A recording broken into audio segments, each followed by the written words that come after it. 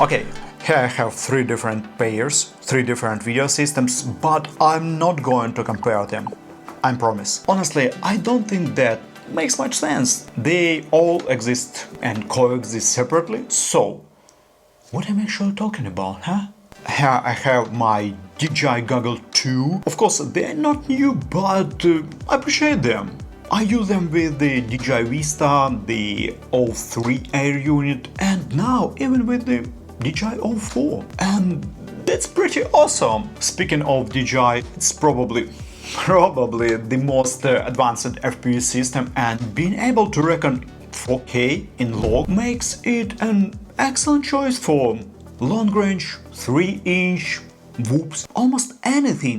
Okay, maybe not bond flying, considering the price. And speaking about the price, if you are from the United States, and most of my audience actually is, price matters. $300 just for VTX?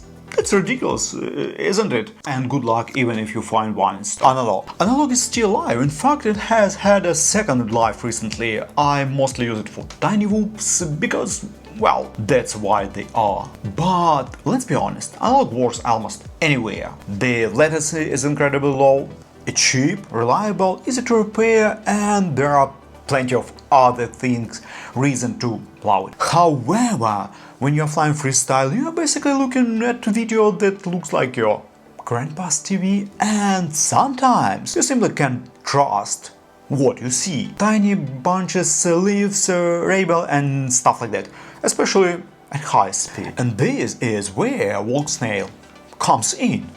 Digital video without spending a fortune. Maybe this is a sweet spot. Maybe.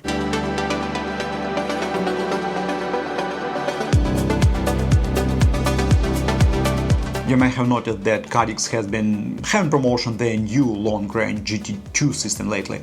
And yes, I got one too. It is great to see all of these improvements over the previous version, lower power consumption, smarter output power control, and a few other nice features. I'd really like to try it. But I couldn't fit it anywhere, not even 7-inch or 10-inch frames has enough room for this thing. Yeah, it's huge, that's just something you have to keep in mind. So, I bought a different VTX with my own money, the Walksnail Avatar HD Pro kit, dual. It's much smaller, well, probably even smaller than DJI. If you have seen my step-by-step edges build video, you probably remember this drone. Well, we are about to rebuild it a little. I will show you what to pay attention to when you build an edges drone. We'll install Walksnail, we'll fly it, we'll test it, and then we'll see where the system really belongs. Wow, as you can see, this used to be an O4 Pro build. But now it's time for a small upgrade. By and large, it's just like a regular 6S quad. 2207 motors, 1600 kV. The only real difference is that all the electronics have to support ATES. And speaking of that, take a look at this capacitor. It's huge! 50 volts, 1000 microfarads. Why? Because the capacitor's voltage rating should always be higher than the battery's maximum voltage, ideally with at least a 20% safety margin.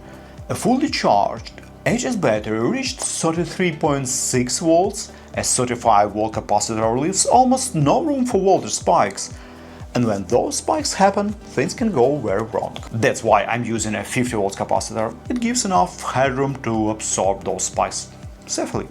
So, please don't overlook this part. Anyway, I'm going to clean this build up a little, install the new VTX, and let's see how Walksnail performs.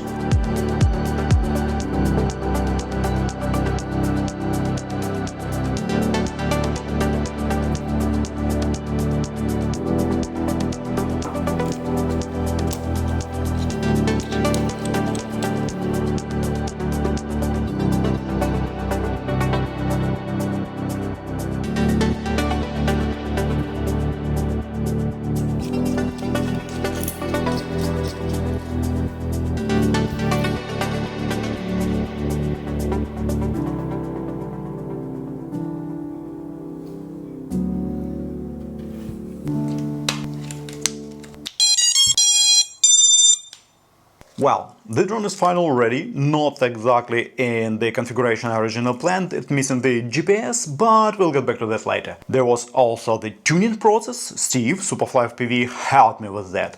I already have the full video about the tuning process and it is still relevant. But for now, there is only one thing left to do. Test this beast and finally see what it is about. It's kind of funny, but I'm actually never flown one cell before. Well, I guess it's time.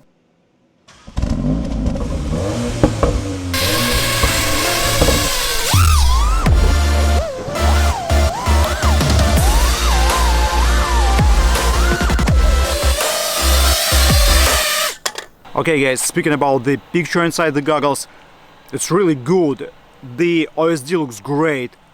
Guys, it's really cool.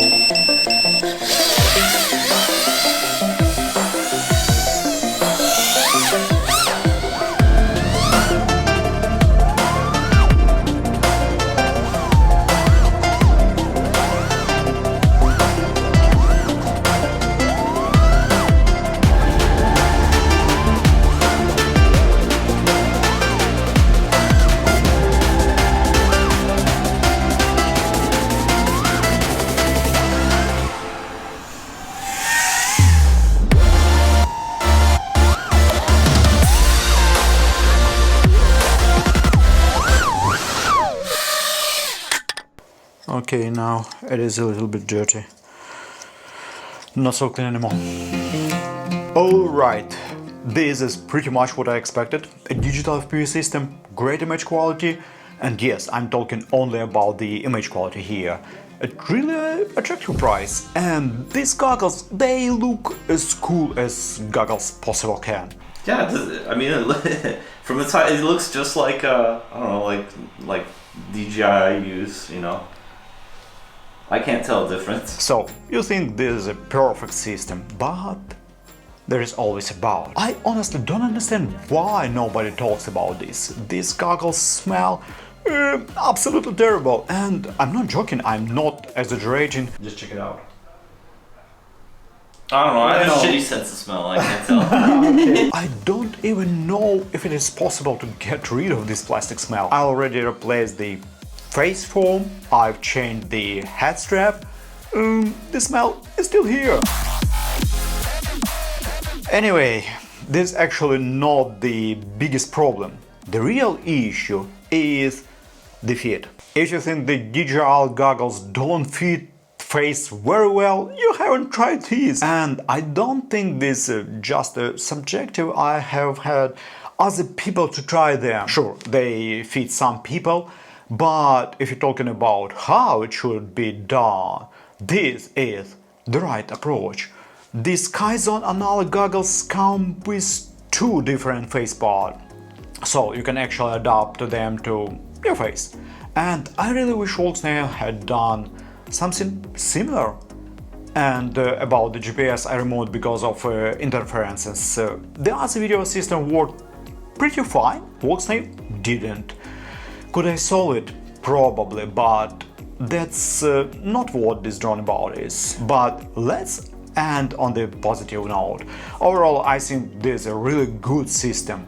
You can even replace the camera lens and it doesn't cost $50. I really like the fact that alternatives like Walksnail exist. At least we have options. We actually have a choice.